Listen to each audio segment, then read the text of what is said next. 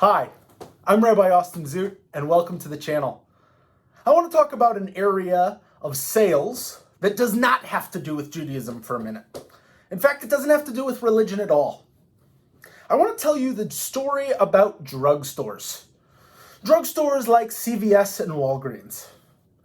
Now, when you think of CVS or you think of Walgreens, what are some of the things that come to mind?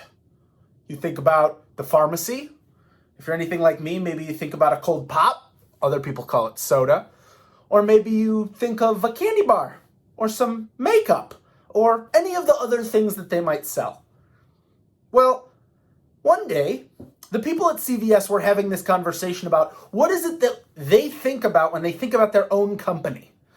And they came back to this central idea of wellness. CVS said that it was essential to their mission that they have everything in their building go toward wellness. Now, we can have lots of conversation about wellness, right? Is it wellness to sell candy bars? Well, wellness for my soul, maybe not so much for my waistline, but there's an argument to be made. There are lots of things that are ambiguous in the area of wellness, but one thing CVS decided that was unambiguous was that cigarettes weren't going to work for them.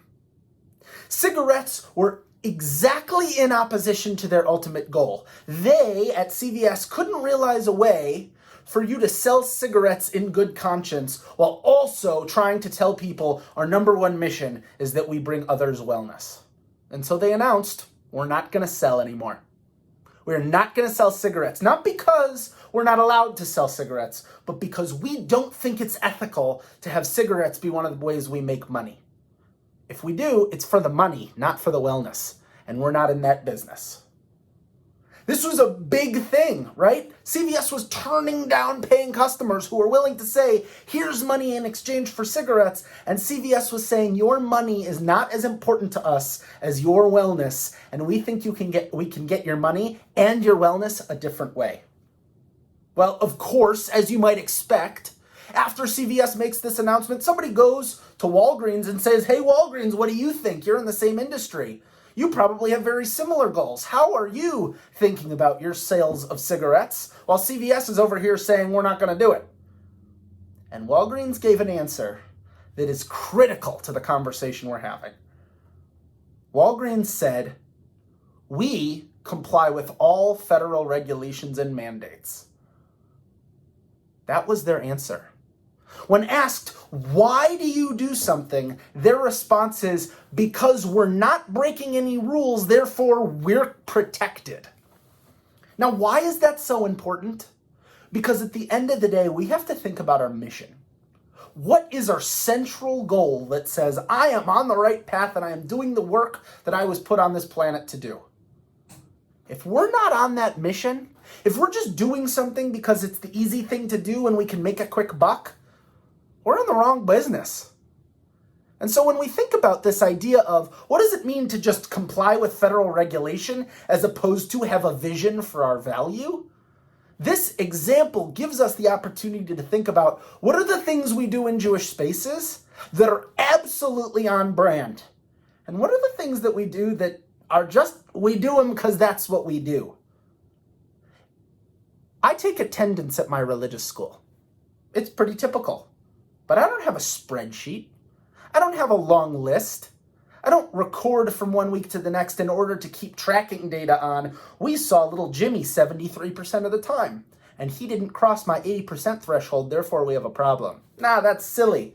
That's treating this kid as if his attendance is the commodity.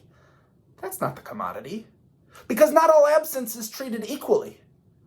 If a kid is out of town experiencing the bar mitzvah of a cousin or a loved one, that's a very different absence than the kid chose soccer practice today.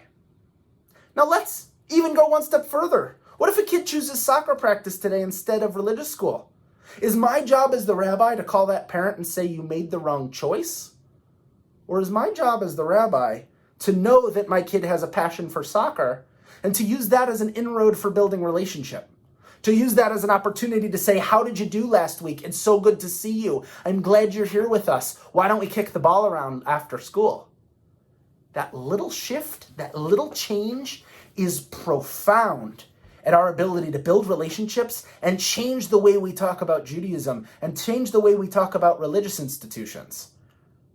If we're just in this to keep our doors open and our business on, we're in it for the wrong reason. I would be perfectly content if everyone could do their Judaism at home. If I believed people could take care of their spiritual needs at home without me, I would be happy finding another industry. But I believe that people need help on this journey. I believe they're not going to do it without a little bit of help and without a little bit of teaching and without a little bit of guidance. And I, as someone who is continually practicing these skills, might have some insight to give. Now, I'm learning along the way too. I need my community just about as bad as they need me, I hope. But I'm willing to continue to do the things that may be bad for the bottom line, may not be great for the membership dollars at the end.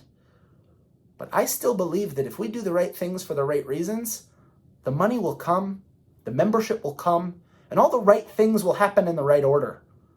That's about us believing that our values are worthwhile and our values will bring us the prosperity that we think we deserve. Now, what's the culmination of that story I told? How did CVS do when they made that announcement? Remember, this was 2014. That's a forever ago in the grand scheme of our economy. CVS took a hit for about a week, and then they bounced right back to where they were before. As a matter of fact, they probably enjoyed a little bit of a bump from people like me who said, I value that CVS has a purpose. I value that CVS believes in something, so I'm going to spend my money there instead of at Walgreens that's only in it for the bottom line. Human beings can see and can feel when you're hitting your values. And we in Jewish institutions have to do everything we can to keep our eye on that prize, to know our essential purpose, and to say, if it isn't serving the end goal, we do not have time for this.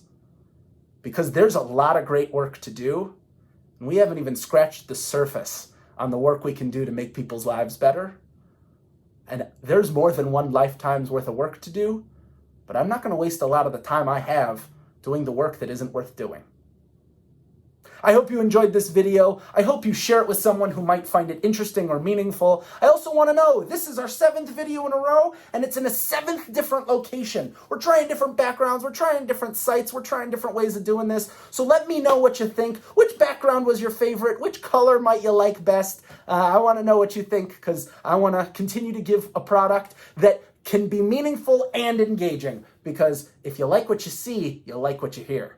That being said, thank you so much, and I look forward to seeing you next week.